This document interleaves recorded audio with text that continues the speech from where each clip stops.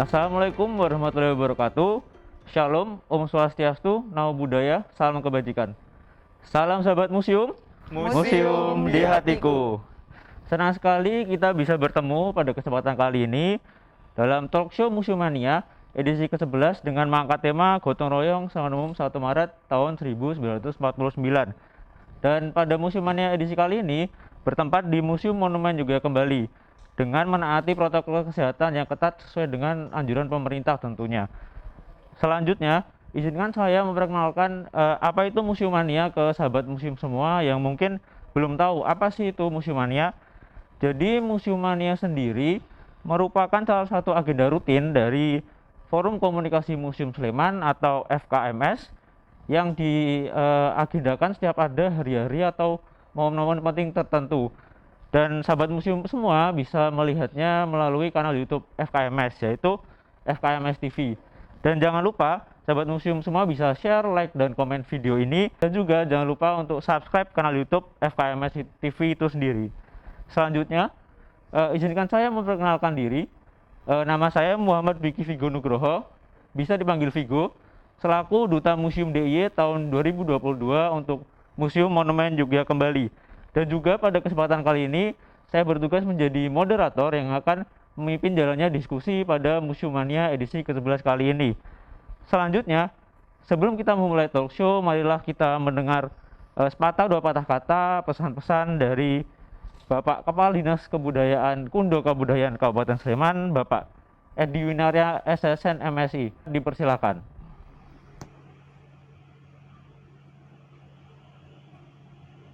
Assalamualaikum warahmatullahi wabarakatuh. Salam sahabat museum, museum di hatiku. Bapak Ibu yang kami hormati, sebelumnya marilah kita panjatkan puji dan syukur kehadirat Tuhan pada hari ini kita masih diberi kesehatan. Bapak Ibu yang kami hormati, Kabupaten Sleman memiliki beberapa museum yang dapat dikategorikan sebagai museum perjuangan. Di antaranya adalah Museum Pancasila Sakti, Museum Jogja Kembali, dan Museum Pusat Dirgantara Mandala TNI AU di Adi Sucipto. Tinggalan sejarah atau koleksi museum tersebut dapat menjadi media pendidikan karakter bagi warga masyarakat, khususnya para generasi muda, berkaitan dengan sejarah perjuangan para pahlawan di dalam merebut dan mempertahankan kemerdekaan Republik Indonesia. Bapak Ibu yang kami hormati, salah satu peristiwa penting bersejarah yang terjadi di daerah istimewa Yogyakarta adalah serangan umum 1 Maret tahun 1949. Peninggalan sejarah peristiwa tersebut tentu dapat dilihat di Museum Jogja Kembali dan Museum Pusat Dirgantara Mandala TNI AU di Adi Sucipto. Dahsyatnya serangan umum 1 Maret 1949 di Yogyakarta memberikan dampak yang besar terhadap sejarah perjuangan para pahlawan di dalam mempertahankan kemerdekaan Republik Indonesia, karena peristiwa tersebut menunjukkan kepada dunia bahwa TNI bahkan Republik Indonesia itu masih ada. Hal ini yang sebenarnya akhirnya membuka pintu diplomasi, perundingan, dan pengakuan Republik Indonesia di kancah internasional. Bapak Ibu yang kami hormati, mengacu pada peristiwa sejarah tersebut sangat perlu untuk mengajarkan kepada generasi penerus agar memiliki pemahaman tentang nilai-nilai perjuangan dan nilai-nilai kepahlawan yang kita miliki. Hal tersebut dimaksudkan agar nilai-nilai tersebut dapat terinternalisasi di dalam karakter jati diri para generasi muda. Semoga semangat perjuangan para pahlawan tersebut dapat kita jadikan inspirasi dan tauladan bagi para generasi muda di dalam rangka mengisi kemerdekaan pada saat ini dan di masa-masa yang akan datang. Kiranya itu yang dapat kami sampaikan. Ada kurang lebihnya mohon maaf. Kami akhiri billahi taufik wal hidayah. Wassalamualaikum warahmatullahi wabarakatuh.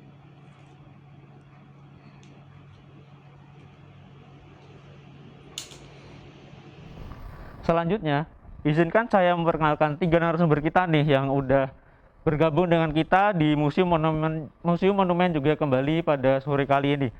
Yang pertama, ada Bapak Kepala Museum Pusat TNI AU Dirgantara Mandala, Bapak Kolonel Sus Yuto Nugroho SS. Selamat sore Pak, bagaimana kabarnya? Alhamdulillah sehat, selamat sore. Monggo bisa memperkenalkan diri dan menyapa sahabat museum semua yang ada di rumah Pak. Kepada seluruh masyarakat dimanapun berada, kali ini masyarakat menyaksikan Museum Mania yang ke-11. Banyak materi menarik yang akan diulik.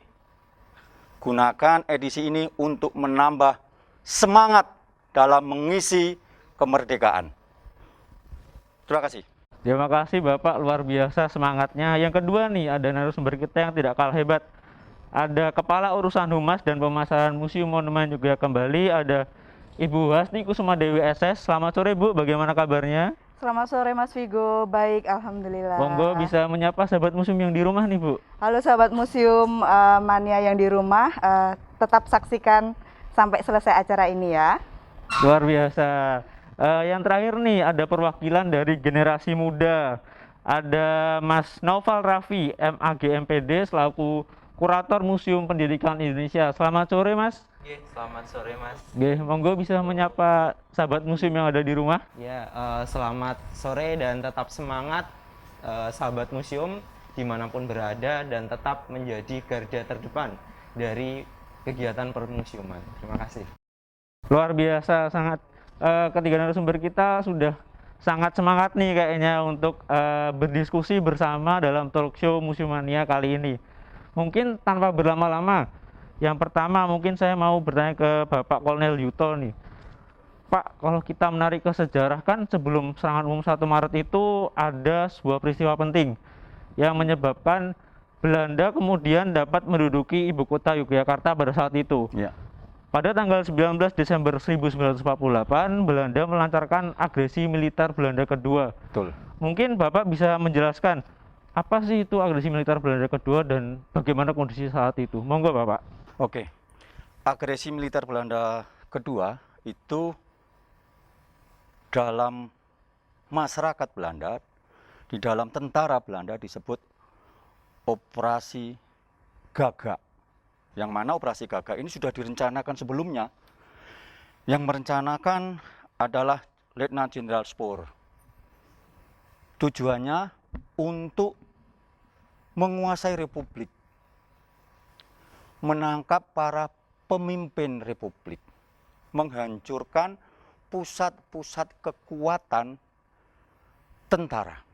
Sebenarnya di dalam serangan itu, skenarionya itu ada akan dipakai serangan melalui darat untuk merebut Jogja.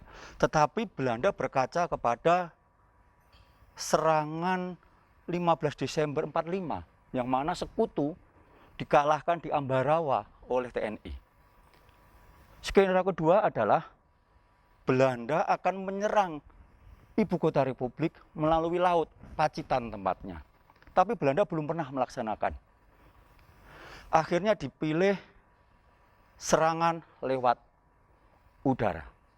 Nah, serangan lewat udara ini dilaksanakan pukul 05.30. Pesawat B-25 Mitchell, kemudian pesawat Mustang, ini menyerang pangkalan udara Maguwo.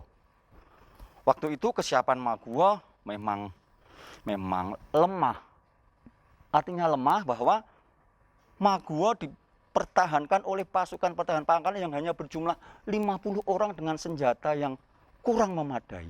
Nah, serangan mendadak inilah yang dilakukan pada 19 Desember 48 berhasil menduduki pangkalan udara Maguwo walaupun dengan perlawanan yang sengit.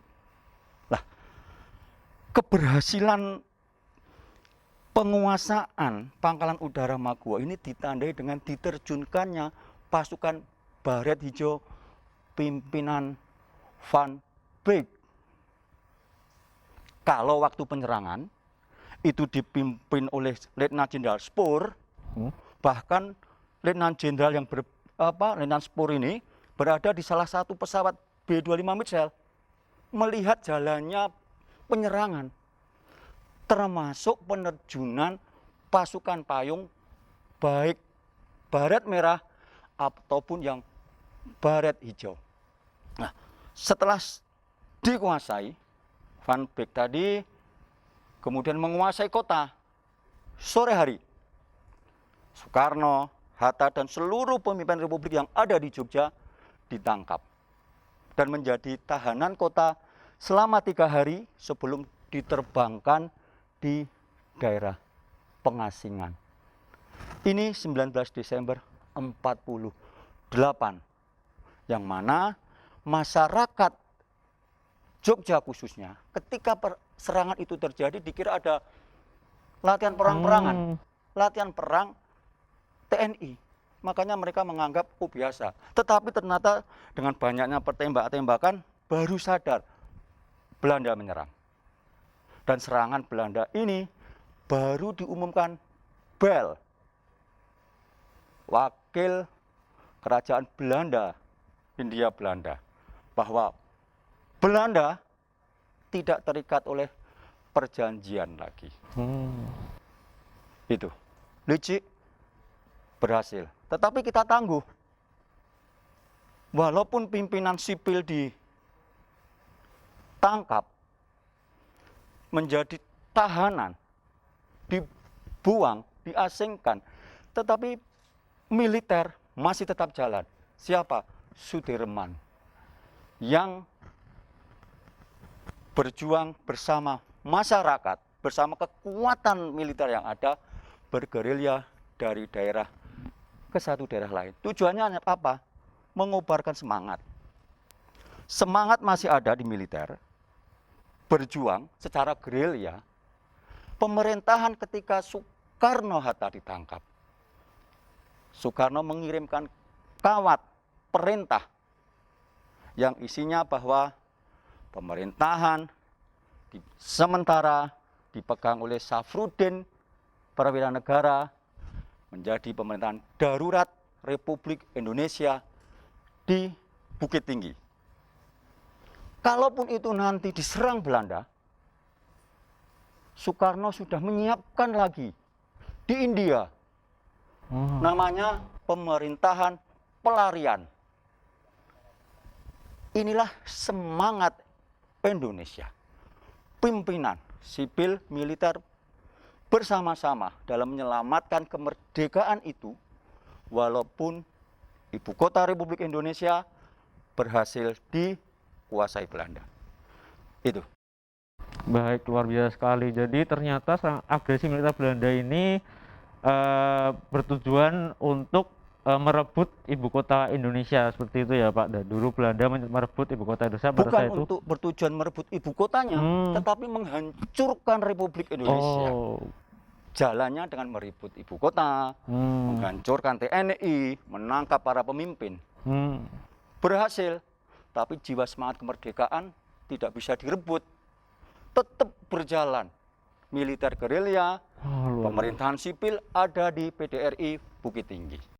Luar biasa sekali penerangan dari Pak Yuto ya.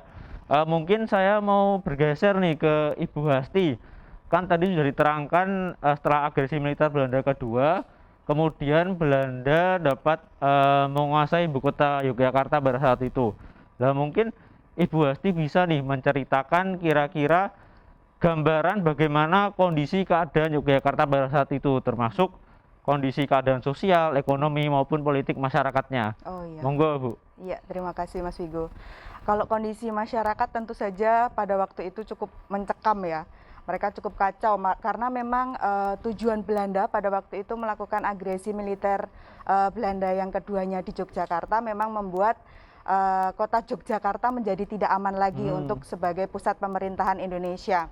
Walaupun pada saat itu dinilainya pemerintahan kita sebenarnya sudah cukup siap dengan berbagai macam kemungkinan. Seperti yang tadi sudah diceritakan oleh Bapak, ini bagaimana mereka sudah menyiapkan pemerintahan darurat, kemudian juga tentaranya sudah siap untuk bergerilya, dan beberapa tentara yang lainnya itu minggir ke luar dari kota Yogyakarta, seperti membuat markas di daerah Ngoto, Bantul juga. Seperti itu. Terus kemudian juga kalau untuk kondisi apa ya istilahnya, tentaranya pada waktu itu sebenarnya mereka tidak hanya tinggal diam, mereka juga melakukan beberapa kali perlawanan balasan. Terhitung ada 4 kali sebelum adanya nanti serangan umum 1 Maret. Itu yang pertama tanggal 29 Desember tahun 1948. Ini sebenarnya penyerangan yang sudah disiapkan sejak tanggal 26 Desember. Mereka sudah menyiapkan, ini dinamakan hadiah tahun baru namanya. Itu mereka melakukan perlawanan terhadap markas-markas Belanda pada tanggal 29 Desember. Kemudian juga perlawanan balasan kembali dilaksanakan tanggal 9 Januari tahun 1949. Kemudian nanti melakukan lagi 4 Februari dan 16 Februari pada waktu itu. Jadi walaupun tentara, mereka sebenarnya ingin membuat masyarakat tetap tenang karena tentara pada waktu itu tetap berada bersama mereka, tetap berjuang ingin mempertahankan kemerdekaan Indonesia pada waktu itu. Seperti itu sih. Luar biasa sekali. Jadi walaupun Belanda menguasai ibu kota pada saat itu, namun ternyata rakyat bersama tentara waktu itu masih melakukan perlawanan seperti itu ya. Benar sekali. Luar biasa. Jadi mungkin selanjutnya saya mau bergeser kembali nih ke Kolonel Yuto. Untuk merebut kembali ibu kota Yogyakarta, kemudian kan rakyat bersama tentara pada waktu itu bersama-sama bahu membahu, gotong royong untuk melancarkan yang namanya serangan umum 1 Maret 1949. Mungkin nih Kolonel Yuto bisa menjelaskan kepada sahabat museum semua yang mungkin belum tahu apa sih serangan umum 1 Maret itu dan mungkin apa tujuan dari serangan tersebut. Ya. Monggo Bapak. Terima kasih. Jadi begini, sebelum serangan umum 1 Maret dilancarkan, ini TNI mengadakan gerilya. Konsep gerilya itu adalah bersembunyi, susun strategi, serang. Nah, yang menjadi logistik tentara adalah masyarakat. Yang menjadi benteng tentara adalah masyarakat. Makanya ketika tentara itu bergerilya, bahu-membahu dengan rakyat, bergotong royong, apapun wujudnya, termasuk penyiapan logistik itu. Tentara kemudian merencanakan serangan umum 1 Maret. Bahwa kita ketahui bersama serangan umum 1 Maret itu pernah meleset juga. Karena 28 Februari itu dikira 1 Maret. Iya, benar sekali. Akhirnya keliru. Tetapi justru ini kekeliruan ini membawa berkah. Belanda menganggap kekeliruan itu adalah serangan yang direncanakan, sehingga menganggap bahwa oh cuma segitu TNI kekuatannya. Kecil. Makanya ketika 1 Maret Belanda lengah, dikira selesai. Ternyata tidak. 1 Maret itulah serangan umum dilancarkan. Sirine di bentengnya itu berbunyi, ini tanda serangan. Ada nama Letkol Soeharto di situ yang memimpin serangan. Dan kita tahu bahwa serangan itu berhasil menduduki Yogyakarta selama 6 jam. Loh, tidak putus di situ saja. Tidak. Ternyata serangan ini disiarkan oleh radio perhubungan Auri di Playen yang ketika serangan 19 Desember 48 ini dibawa ngungsi ke Playen. Di sana siaran terus. Nah, dengan keberhasilan serangan umum 1 Maret ini, radio PHB Auri di Playen menyiarkan dari Playen kemudian ke Sumatera, diterima di Aceh, kemudian disiarkan ke Rangon, diterima ke India, dan tersebar seluruh dunia. Melalui serangan umum 1 Maret, itulah dunia tahu bahwa Indonesia yang dikabarkan Belanda itu sudah porak-poranda tidak ada, ternyata masih ada. Dan TNI masih ada, bahkan bisa memberikan perlawanan. Jadi seperti itu. Ada rantai peristiwa 29, kemudian 19 Desember, kemudian 1 Maret. Oke, kita kalah 19 Desember 48. Tetapi 1 Maret kita tunjukkan pada dunia bahwa kita ada, dan ada ini berarti kita menang melawan Belanda. Gitu. Luar biasa sekali. Jadi serangan 1 Maret ini sekaligus juga menampik klaim Belanda bahwa Indonesia telah kalah ya Pak pada saat itu. Betul, bukan kalah, bubar. Malah Belanda justru mengatakan bubar. Indonesia sudah bubar. Oh, dan itu juga berarti sekaligus memperlihatkan eksistensi tentara Indonesia pada saat itu ya Pak. Betul sekali. Walaupun cuma 6 jam, namun beritanya sampai ke Rangon, sampai ke luar gitu ya Pak. Betul sekali. Luar biasa sekali. Mungkin saya mau bergeser nih ke Mas Raffi ya. Ya. Tadi kan sudah dijelaskan nih sama Bapak Kolonel Yuto mengenai peristiwa serangan umum 1 Maret. Nah, Mas Raffi ini kan sebagai perwakilan dari generasi muda. Nah, bagaimana Mas Raffi melihat peristiwa serangan umum 1 Maret 1949 ini, dan mungkin menurut Mas Raffi apa sih serangan umum 1 Maret ini, apa sih pentingnya untuk sejarah bangsa? Monggo Mas. Ya, terima kasih Mas. Jadi tadi secara historis sudah dijelaskan oleh Kolonel Yuto, Bu Hesti, bagaimana jalannya kemudian latar belakang dari serangan umum 1 Maret 1949. Mungkin dalam perspektif generasi muda hari ini adalah bagaimana merawat ingatan memori kolektif gitu ya tentang serangan umum 1 Maret ini, karena bukan hanya kita mengetahui peristiwanya, tapi refleksi yang kemudian dari peristiwa ini menjadi bekal dalam integritas atau persatuan bangsa. Mungkin yang pertama tadi sudah dijelaskan tentang historisnya. Jadi mungkin bisa diambil value ya, nilai-nilai. Yang pertama adalah tentu adanya persatuan. Jadi serangan umum 1 Maret 1949 itu kan bisa sukses, katakanlah. Itu kan ada di situ ada kolaborasi, ada sinergi antara sipil kemudian dengan militer gitu ya, dari berbagai komponen, sehingga bersatu padu untuk mempertahankan NKRI itu sendiri. Kemudian yang kedua adalah karena Bu Hesti ini satu-satunya perempuan di sini, di situ juga ada value, ada peran perempuan. Kalau tidak salah ada peran Ibu Ruswo ya. Jadi ternyata yang berjuang tidak hanya dalam laki-laki saja, tetapi ada tokoh perempuan gitu.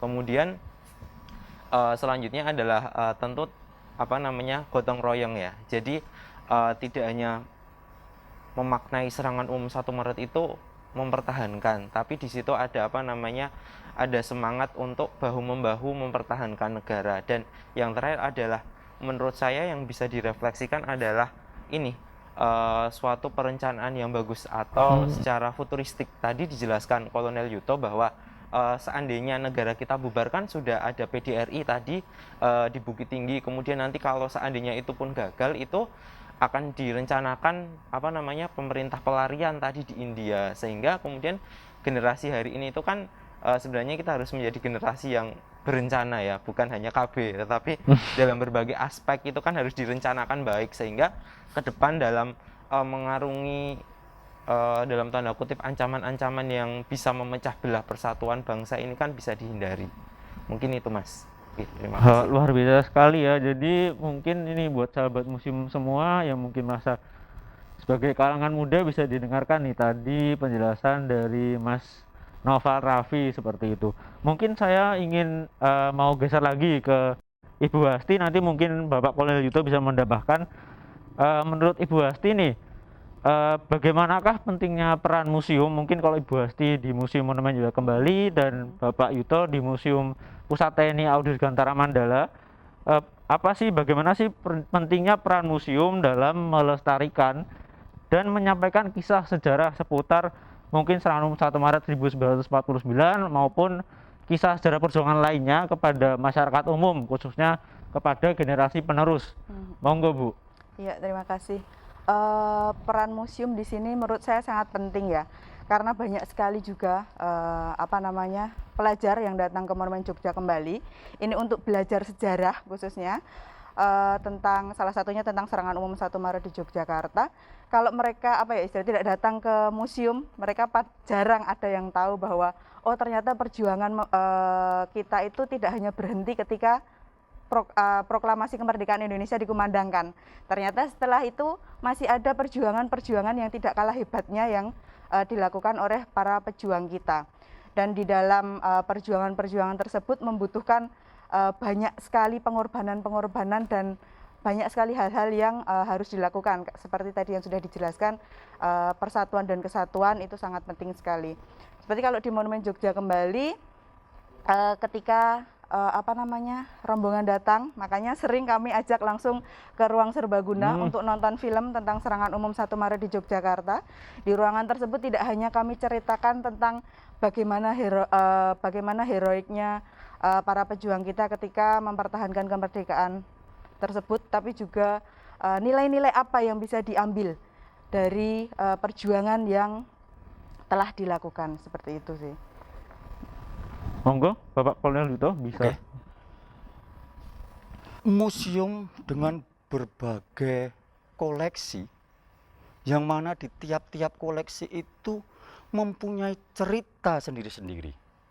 Tentunya cerita-cerita yang di dalamnya ada semangat juang, rela berkorban, tolong menolong. Sehingga ketika masyarakat berkunjung ke museum, harapannya adalah serap semangat itu. Jangan hanya ditonton koleksinya saja, tetapi serap nilai-nilai yang terkandung di dalam koleksi-koleksi itu. Untuk apa? Untuk bekal. Kalau pelajar, semangat belajar. Kalau masyarakat bekerja, bekerjalah yang baik. Intinya adalah setelah mengunjungi museum, berbuatlah baik kepada bangsamu. Berbuatlah baik kepada masyarakat sekitarmu. Agar apa? Cita-cita luhur para pendahulu yang sudah gugur mempertahankan, merebut kemerdekaan ini tercipta masyarakat sekarang ini yang berjiwa gotong royong harusnya merupakan cerminan pahlawan-pahlawan masa kini. Oke. Luar biasa. Jadi masyarakat ke museum tuh tidak hanya melihat koleksi seperti itu ya Pak, bisa mengambil nilai-nilai dari museum itu dan bagaimana masyarakat itu kemudian bisa berguna bagi masyarakat, bangsa dan negara seperti itu ya Pak. Luar biasa sekali. Sepertinya museum ini memang perannya sangat penting untuk masyarakat sekarang ini ya Pak. Sangat-sangat penting. Luar biasa. Saya ingin kembali ke Mas Noval. Bagaimana Mas Noval melihat anak muda sekarang nih Mas? Dan kira-kira apa sih peran yang bisa dilakukan oleh anak muda sekarang dalam memaknai gotong royong dan semangat kebersamaan rakyat bersama tentara pada saat itu, khususnya pada peristiwa serangan umum 1 Maret tahun 1949. Monggo Mas. Ya, baik, terima kasih Mas. Jadi apa yang bisa kita lakukan gitu ya. Tadi sudah dijelaskan bahwa serangan umum 1 Maret 1949 ini kan sangat penting. PR kami mungkin bukan hanya saya, mungkin teman-teman generasi muda di rumah itu punya PR yang besar, apa? Membangun narasi Mas. Jadi adalah bagaimana narasi tentang nilai penting ya, nilai penting dari serangan umum 1 Maret ini bisa diinternalisasikan. Karena begini, mungkin kalau di museum tadi Bu Hesti kemudian Kolonel Yuto sudah menjelaskan bahwa museum ini punya peran dalam internalisasi nilai-nilai melalui koleksi yang ada. Sekarang adalah perannya bagaimana site atau situs-situs spot yang ada di luar, maksudnya di luar museum ya, di Yogyakarta ini ini dikembangkan oleh teman-teman generasi muda. Kenapa? Karena di dalam suatu lanskap, kalau kita di arkeologi nyebutnya lanskap ya, kalau teman-teman di arsitektur menyebutnya adalah saujana, itu kan ada suatu tempat yang itu menyimpan memori kolektif bahwa pada 49 itu pernah terjadi serangan 1 Maret itu biar tidak dilupakan. Jadi PR-nya adalah bagaimana mengemas narasi-narasi yang ada di site ini untuk bisa dipahami generasi saya. Mohon maaf karena kan non sewu saya berbeda generasi dengan Kolonel Yuto, Bu Hasti itu ya. Ini supaya sejarah itu tidak membosankan, Mas. Jadi tidak hanya menghafalkan tokoh, tahun, tetapi value-nya yang penting, semangatnya. Kita secara historis tahu informasinya, tetapi value ini di lokasi-lokasi yang mungkin di beberapa titik di Yogyakarta itu ada ya. Mohon maaf saya tidak hafal ya. Nah itulah PR-nya, Mas, mungkin. Oh, jadi anak muda sekarang ini seharusnya tidak hanya mengenal sejarah melalui hafalan seperti itu ya, Iya. Mas. Lebih ke bagaimana kita bisa memaknai value dari Value-nya. peristiwa sejarah itu. Dan membangun narasinya, mengemasnya, medianya gitu, ya. Mas. Oke, terima kasih. Luar biasa penjelasan dari Mas Noval Raffi. Selanjutnya yang terakhir nih, kalau boleh untuk Bapak Kolonel Yuto, Ibu Hasti, dan Mas Noval boleh minta closing statement dan mungkin pesan kepada masyarakat mengenai bagaimana seharusnya masyarakat ini dapat memaknai dan mencontoh kebersamaan dan gotong royong dari tentara bersama rakyat pada saat itu, khususnya pada peristiwa Serangan Umum 1 Maret 1949. Bisa dari Bapak Kolonel Yuto terlebih dahulu, monggo Pak. Ya, terima kasih.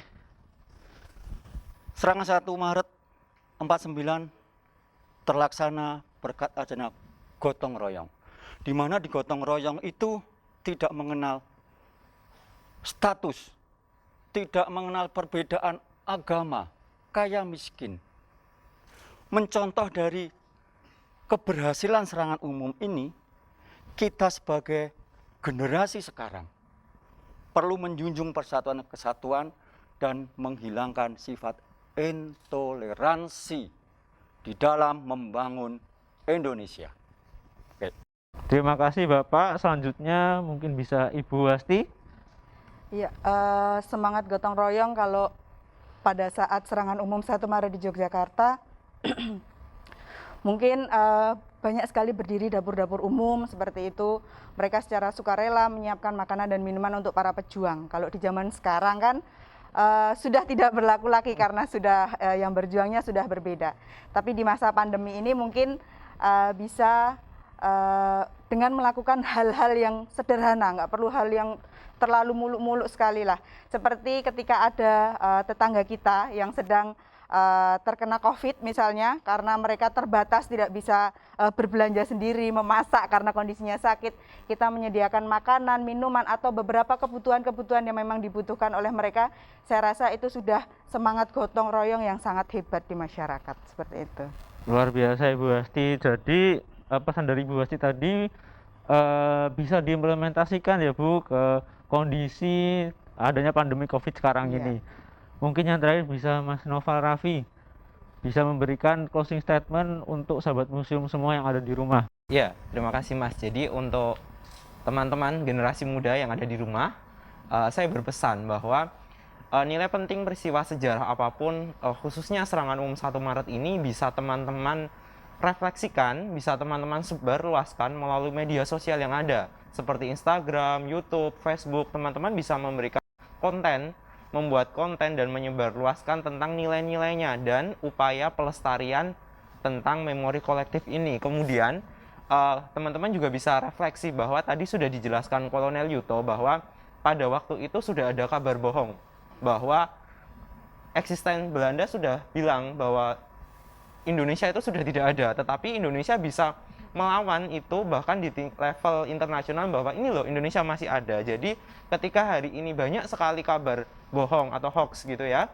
itu teman-teman bisa mencernanya sehingga tidak termakan berita bohong yang bisa memecah belah persatuan bangsa ini.